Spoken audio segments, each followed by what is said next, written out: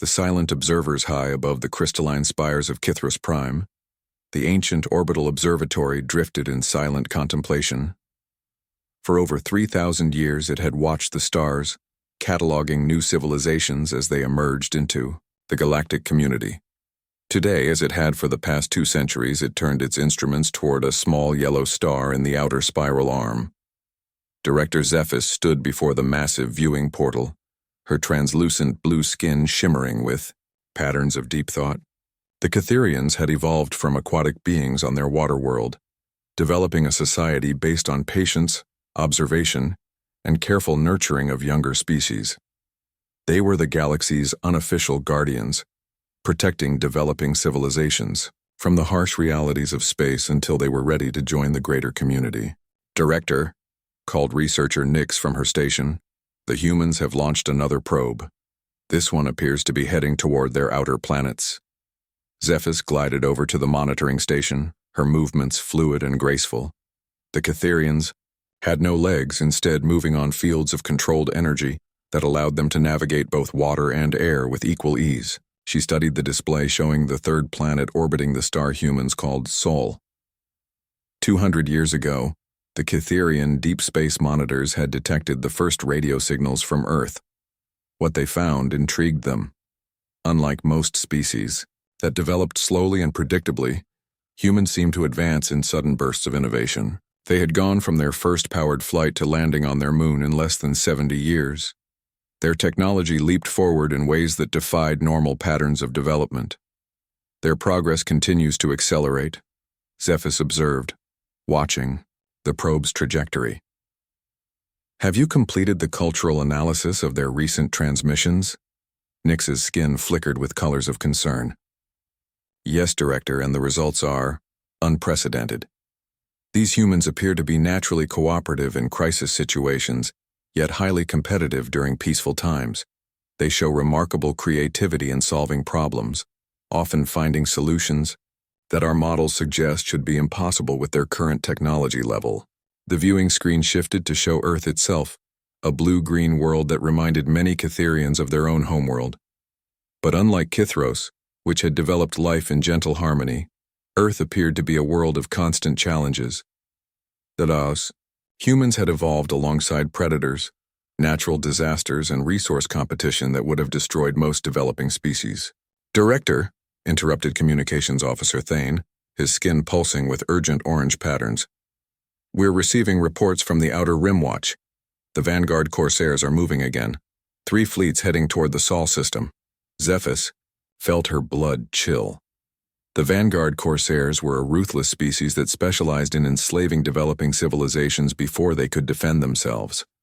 They had been responsible for the extinction of dozens of promising young species. Over the millennia, the Catherians had been playing a careful game of misdirection, feeding the Corsairs false information about human development to keep them away from Earth. How long until they reach the Sol system? Zephys asked. At their current speed, approximately 6 months, Thane replied. But Director, there's something else. Our long-range sensors are detecting unusual energy signatures from the asteroid belt in the Sol system. The patterns don't match anything in human technology databases. Zephys moved to the tactical display, studying the energy readings. What she saw made her skin flash with shock. The signatures were consistent with fusion reactors and exotic matter manipulation, technologies that humans weren't supposed to develop for another century at least. Magnify the asteroid belt region, she commanded. The display zoomed in, and what they saw defied explanation. Hidden among the asteroids were structures that looked like shipyards and manufacturing facilities. Massive ones. The humans had been busy while the galaxy thought they were still playing with chemical rockets. This is impossible, whispered Nyx. According to our projections, they shouldn't have fusion technology for another 100 years, and exotic matter manipulation should be at least 3 centuries away. Zephys studied the readings more carefully. The construction techniques were unlike anything in the galactic database. Instead of the elegant curves and organic shapes favored by most spacefaring species, the human structures were angular, utilitarian, and built for functionality over aesthetics. More importantly, they were built in quantities that suggested a massive industrial capability. Run a deep scan, Zephys ordered. I want to know exactly what they're building out there. The results came back within minutes, and they were staggering. The asteroid belt contained not just shipyards but what appeared to be an entire hidden fleet. Hundreds of vessels ranging from small scouts to massive ships the size of Cytherian city cruisers. The designs were unfamiliar but clearly built for space combat. How long have they been building this? Zephys asked. Based on the infrastructure development, we estimate at least 50 Earth years, replied Thane. They've been conducting a massive secret space program while maintaining the appearance of a primitive civilization. The implications hit Zephys like a tidal wave. For 2 centuries, the Cytherians had been protecting what they thought was a developing species. But the humans had been developing far faster than anyone realized, and in complete secrecy. More disturbing was the question of why they had kept their capabilities hidden. Director, called out sensor specialist Vora, we're detecting movement in the human fleet. Multiple ships are powering up and beginning to move. The display showed dozens of the angular human vessels beginning to accelerate away from their hidden bases. Their trajectories were heading toward the outer edge of the Sol system, directly toward the predicted arrival point of the Vanguard Corsair fleet. They know, Zephys breathed. Somehow the humans know the Corsairs are coming. The Cytherian monitoring station fell silent as the implications sank in. The species they had been protecting for 2 centuries had been watching them just as carefully as they had been watching the humans. The question now was whether the humans saw the Cytherians as protectors or potential threats. Open a secure channel to the High Council, Zephys commanded. Priority 1. We need to report that our assumptions about the human species have been fundamentally wrong. As the message transmitted toward the heart of Cytherian space, Zephys continued to watch the human fleet positioning itself for battle. These creatures had hidden their true capabilities from the entire galaxy for decades, building a military force in secret while the universe assumed they were still primitive. The level of coordination and long-term planning required for such a deception spoke to an intelligence and determination that made her nervous. Director, Nick said quietly, what if we've been wrong about more than just their technology level? What if their intentions aren't as peaceful as we assumed? Zephys didn't answer immediately. She watched as more human ships emerged from hiding places throughout their solar system. They moved with precision and purpose that spoke of extensive training and preparation. This wasn't a hastily assembled defense force. This was a military that had been preparing for galactic contact for decades. The most unsettling realization was that if the humans could hide this much from the Cytherians, who were considered the galaxy's best observers, what else might they be capable of? And more importantly, what did they plan to do now that their secret was about to be revealed? As the first human ships crossed the boundary of their solar system and headed into interstellar space, Zephys knew that everything was about to change. The galaxy was about to meet humanity, but not as the primitive species everyone expected. They were about to encounter something unprecedented, a species that had been studying the galaxy in secret, preparing for the day when they would take their place among the stars. The age of human isolation was about to end, and Zephys had the uncomfortable feeling that the galaxy was completely unprepared for what was coming. The awakening. 3 days after the first human ships left their solar system, the galaxy began to wake up to a new reality. Reports flooded into Cytherian monitoring stations from across the Outer Rim territories. Human vessels were appearing at the edge of dozens of star systems, not as refugees or explorers, but as organized reconnaissance fleets conducting systematic surveys of inhabited worlds. Council Chamber Alpha on Kythros Prime had been in emergency session since the reports began arriving. The crystalline dome overhead pulsed with nervous energy as the most senior Cytherian leaders debated their response to the human emergence. The situation is unprecedented, declared High Counselor Astra, her aged form glowing with the deep blues of profound concern. In 30 millennia of galactic observation, we have never encountered a species that managed to achieve spacefaring capability while maintaining complete secrecy about their true development level. Director Zephys stood at the center of the HFY chamber, presenting her findings to the assembled council. Honored counselors, our analysis suggests that humanity has been aware of galactic civilization for at least the past century. They have been intercepting our communications, studying our technology, and most significantly, observing our interactions with other species. The chamber filled with the soft harmonics of Cytherian discussion as the implications sank in. Counselor Dex, representing the Outer Territories Defense Division, pulsed with orange patterns of alarm. If they have been watching us, they know about our protection protocols, Dex stated.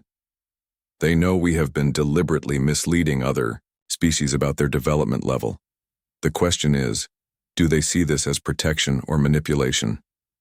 Before anyone could respond, Communications Coordinator Lyrics burst into the chamber, her entire form blazing with urgent red patterns. "Counselors, we have incoming transmissions from the human fleet," she announced breathlessly. "They're broadcasting on all Cytherian frequencies, in perfect Cytherian language, requesting immediate conference with the High Council." A stunned silence fell over the chamber. The Cytherian language had never been transmitted to Earth. The humans learning it meant they had been monitoring Cytherian communications for decades without anyone knowing.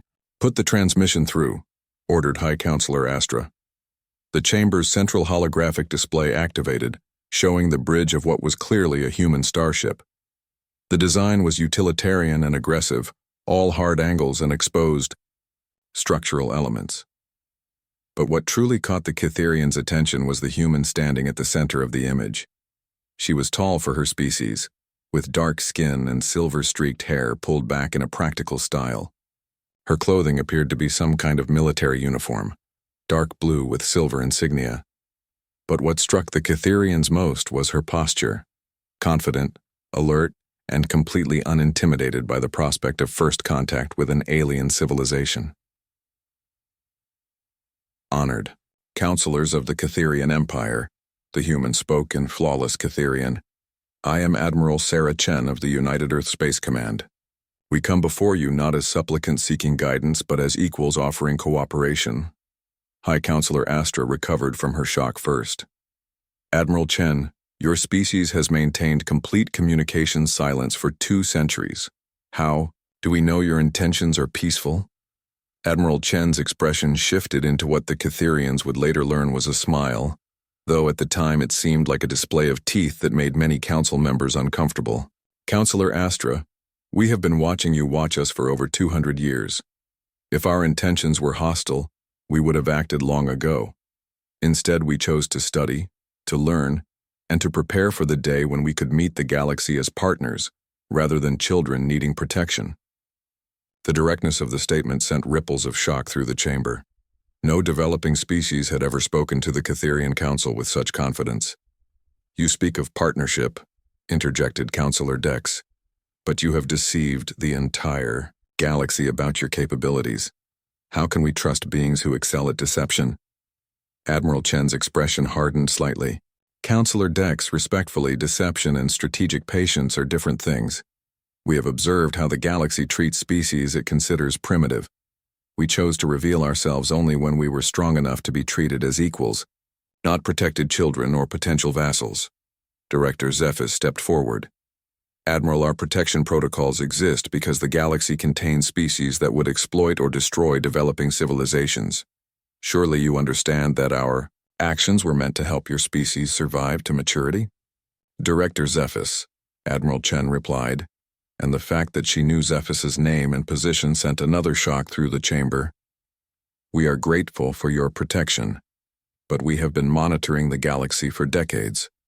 We know about the Vanguard Corsairs, the Hegemony Slavers, and the dozen other predatory species that hunt developing worlds. We also know that sometimes protection becomes another form of control."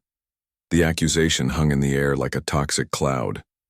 Several council members began pulsing with angry orange patterns, but High Counselor Astra raised a calming tendril. "What do you want from us, Admiral?"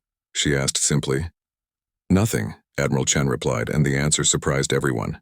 "We don't need your technology, your resources, or your permission to exist in this galaxy. What we offer is cooperation between equals. We have capabilities that could benefit all peaceful species, and we believe you have wisdom that could benefit humanity." "What capabilities?" asked Counselor Dex skeptically. Admiral Chen's smile returned, and this time it seemed genuinely warm. Perhaps a demonstration would be more effective than words. Are you monitoring the Vanguard Corsair fleet currently? Approaching our solar system. The council members exchanged glances. The Corsair fleet was still several months away from Earth, and they had assumed the humans were unaware of the threat. We are, confirmed Director Zephys carefully. Good, Admiral Chen nodded. Then you'll be able to observe what happens when 3 Corsair battle fleets encounter a species they underestimated. The transmission ended, leaving the Cytherian Council in stunned silence. They had come into this meeting expecting to guide humanity through their first steps into galactic civilization. Instead, they found themselves facing a species that had been preparing for galactic contact for generations and seemed confident they could handle threats that had destroyed dozens of other civilizations. Should we warn the Corsairs? Asked. Counselor Dex High Counselor Astra considered the question carefully. No. If the humans are as capable as they claim, the Corsairs deserve whatever fate awaits them. If the humans are overconfident, we will learn the truth about their capabilities. Either way, we will have valuable information about this species. As the council session ended, and the members dispersed to their various duties, none of them noticed the small probe that had been silently recording their entire discussion. Hidden in the chamber's crystalline structure, the device had been placed there months ago by human infiltrators who had been studying Cytherian society far more thoroughly than anyone realized. The probe transmitted its data to a relay station hidden in the outer system, which forwarded it to the human fleet now positioning itself for what they expected would be their first public demonstration of human military capability. Admiral Chen stood on the bridge of her flagship, the UES Indomitable, reviewing the transmission from their spy probe. Around her, the bridge crew worked with the quiet efficiency of professionals who had trained for this moment for decades. All fleet elements are in position, Admiral, reported her tactical officer, Commander Marcus Webb. The Corsairs will drop out of hyperspace right into our kill zone. Excellent, Admiral Chen replied. Remember, we're not just fighting for Earth today. We're announcing to the galaxy that humanity has arrived, and we will not be underestimated or dismissed. As the human fleet prepared for battle, similar conversations were taking place across dozens of other human vessels scattered throughout the local galactic region. Humanity's emergence was not limited to their home system. They had been building fleets, establishing forward bases, and positioning themselves strategically throughout their corner of the galaxy. The galaxy had spent 2 centuries watching humanity develop, never realizing that humanity had been watching right back, learning, planning, and preparing for the day when they would take their place among the stars not as junior members seeking guidance but as a force that would reshape the galactic balance of power. That day had finally arrived, and the universe was about to discover what happened when a species evolved through constant challenge decided to introduce themselves to their neighbors.